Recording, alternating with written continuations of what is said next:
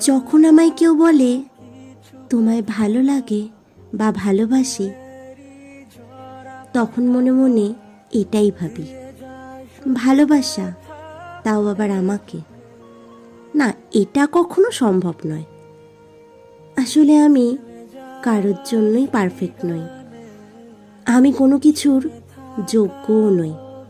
আমি over possessive, আমি over react করি। নিজের আপন মানুষটাকে অন্য কারোর সাথে কল্পনা করতে পারি না। কথায় কথায় রাগ করে ফেলি, খুব তাড়াতাড়ি মুড অফ হয়ে যায়, অল্পতেই চোখে জল চলে আসে। তাই আমাকে কেউ কোনো দিন আমার মতো করে ভালোবাসতে পারেনি।